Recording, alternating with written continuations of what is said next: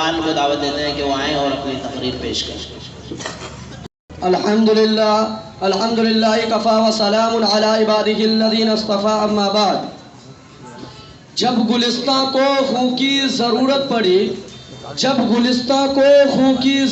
پڑی تو سب سے پہلے ہی گردن ہماری کٹی۔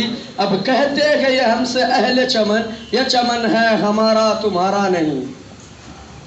محترم سامعین کرام، 26 جنوری کا دن ہمارے ملک ہندوستان کی تاریخ میں نہایت ہی اہمیت کا حامل ہے، کیونکہ اس دن ہمارے ملک کا آئین نافذ ہوا۔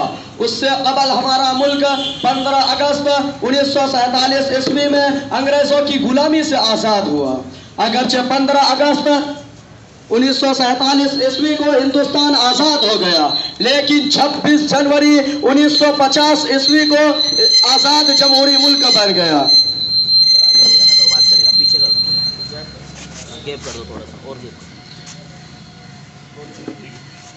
بے شک اسی دن کے لیے ہی گاندھی جی، مولانا ابوالکلام آزاد، جواہر لال نہرو، عبد الغفار خان، نیتا جی سبھاش چندر بوس جیسے عظیم رہنماؤں کی قیادت میں ہزاروں لاکھوں ہندوستانی عوام نے بلا امتیاز مذہب و ملت آزادی کے پرچم کو بلند کیا اور اپنی بے مثال قربانیوں اور اتحاد و اتفاق سے انگریزوں سے ٹکر لی اور اسے ہندوستان چھوڑنے پر مجبور کر دیا، کیونکہ باطل سے دبنے والے اے آسمان نہیں ہم، باطل سے دبنے والے اے آسمان نہیں ہم، 100 بار کر چکا ہے تو امتحان ہمارا۔ توحید کی امانت سینوں میں ہے ہمارے، توحید کی امانت سینوں میں ہے ہمارے، آسان نہیں مٹانا نام و نشاں ہمارا۔ برادران ملت، اگر جنگ آزادی میں علماء کرام حصہ نہ لیتے تو یہ ہندوستان کبھی بھی آزاد نہ ہوتا۔ لیکن میرے دوستوں، بڑے ہی افسوس کے ساتھ کہنا پڑ رہا ہے کہ کل ہمارے اسلاف نے اپنا خون پسینہ کی طرح بہا کر آزادی جیسی نعمت حاصل کی تھی، لیکن آج ہمارے ساتھ کیا ظلم و ستم ہو رہا ہے وہ روز روشن کی طرح آیا ہے۔ لہٰذا میں پوچھنا چاہتا ہوں ان تعصب پرستوں سے، ان فرقہ پرستوں سے، ان آزادی کے نام لینے والوں سے، کہ آزادی اسی کا نام ہے جو چاہے مدارس پر حملہ کر لے، جو چاہے مدارس پر پابندی لگائے، جو چاہے قرآن میں تحریف کا مطالبہ کرے، کہ آزادی اسی کا نام ہے کہ ہمیں دہشت گرد قرار دیا جائے؟ تو یاد رکھیے، ایسی آزادی پر ہمیں کل بھی لعنت بھیجتے تھے، آج بھی لعنت بھیجتے ہیں، کیونکہ ہمیں آزادی چاہیے، رب کے نظام کی آزادی، نبی کی دستور کی آزادی، صحابہ کے نظام کی آزادی۔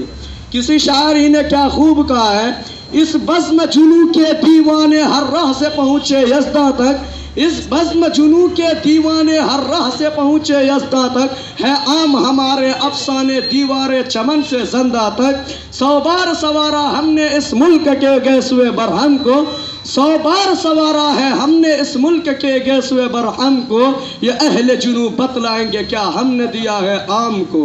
محترم حضرات، ہندوستانی جمہوری نظام ایک بہترین نظام ہے، اس میں مختلف افکار و خیالات، تہذیب و تمدن کے لوگ بستے ہیں۔